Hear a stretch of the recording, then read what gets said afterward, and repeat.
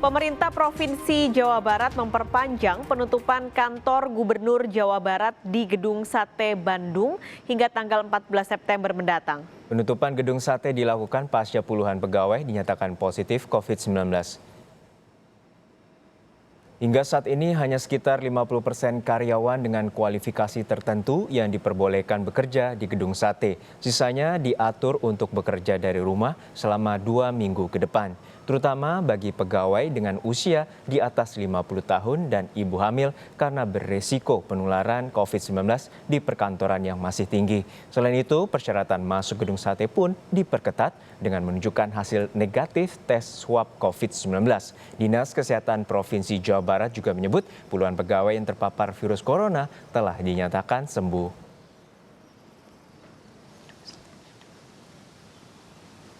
Informasi selengkapnya kita segera bergabung dengan jurnalis Kompas TV Vida Alatas di Bandung, Jawa Barat. Vida, ada 40 karyawan yang positif COVID-19 dan saat ini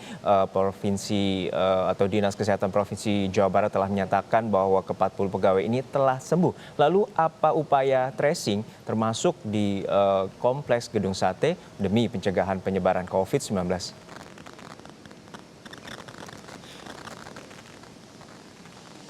Ya, Juno dan juga saudara, saat ini pihak Kesekretariatan Daerah Provinsi Jawa Barat ini membatasi aktivitas atau kegiatan di wilayah pemerintahan Provinsi Jawa Barat, tepatnya di Gedung Sate. Kalau tadi kami pantau, tempat-tempat yang biasanya dapat diakses oleh masyarakat umum atau warga seperti taman, lalu juga masjid dan museum di Gedung Sate Provinsi Jawa Barat ini dipasangi garis-garis pembatas sehingga masyarakat ini tidak dapat mengakses atau berkegiatan di tempat-tempat tersebut. Karena memang per kemarin, tepatnya tanggal 1 September, ini penutupan akses ke Gedung Sate Kota Bandung ini untuk masyarakat umum diperpanjang hingga 2 minggu ke depan, tepatnya hingga tanggal 14 September 2020. Namun untuk lebih lengkapnya, Juno, kami akan langsung menanyakan kepada Asisten Daerah 3 Bidang Administrasi Setda Provinsi Jawa Barat, Bapak Dudi Sudrajat yang siang hari ini sudah bersama kami. Bapak, selamat siang. Selamat siang. Assalamualaikum warahmatullahi wabarakatuh. Apa kabar Mbak Vida? Oke, baik Pak. Waalaikumsalam warahmatullahi wabarakatuh. Pak, kalau kita lihat ini setelah kemarin ditemukan 40 orang pegawai di Gedung Sate ini positif COVID-19, setelah dilakukan tes sebanyak 1.260 ya Pak ya, tes swab kepada para pegawai, lalu hasil tracing yang dilakukan pasca hal tersebut atau penemuan tersebut ditemukan seperti apa? Jadi alhamdulillah setelah kita ada kejadian, awalnya ada beberapa orang, setelah itu di swab, ketahuan juga 40, terus ya kita lakukan protokol kesehatan di swab dan bulan Juli ya, awal Juli, terus kita jadwalkan, terus setelah itu kita aktivitas kita dikurangi untuk di Gedung Sate, walaupun yang kantor itu tetap ada. Tapi yang pada awalnya itu kita sebetulnya sampai dikosongkan di sini. Kita kantor di rumah. Setelah itu karena waktu inkubasinya 14 hari, setelah 14 hari kita evaluasi lagi. Nah, Juli pertengahan kan mulai lagi aktivitas. Nah, setelah itu yang pasti juga untuk tempat-tempat umum itu kita belum buka untuk diakses masyarakat. Jadi ada museum, ada masjid, terus ada tempat-tempat yang lain itu kita tutup. Tapi untuk perkantoran kita sudah jalan. Artinya setelah ada temuan 40 kasus pegawai dilakukan tracing, ini tidak ada temuan baru begitu ya Pak ya di lingkungan Gedung Sate ini.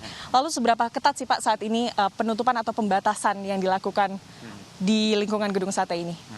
Ya sekarang kita inginnya sih super ketat ya, karena kita nggak mau ambil resiko.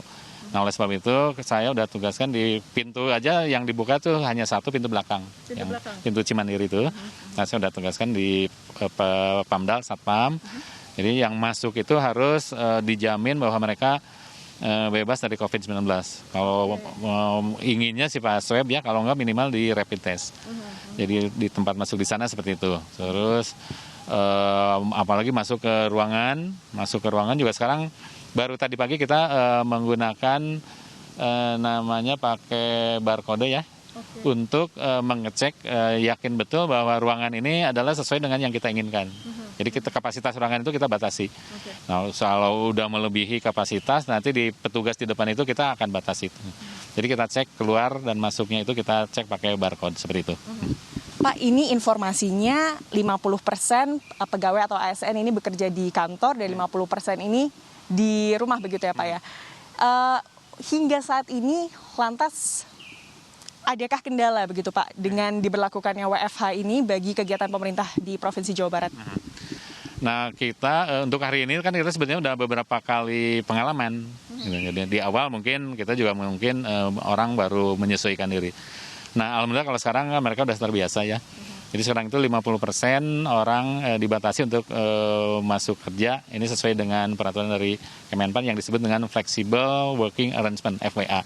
Atau orang biasa istilahnya working from home. Seperti itu. Nah, tapi untuk eselon 2, eselon 1 Pak Sekda itu hadir. Kepala Biro juga hadir, sampai eselon 3 juga hadir. Nah, yang eselon keempat ke bawah sampai staf itu dibatasi 50%, termasuk juga umur 50 tahun ke atas, termasuk juga orang yang punya penyakit bawaan, ibu hamil dan menyusui, itu kita batasi betul.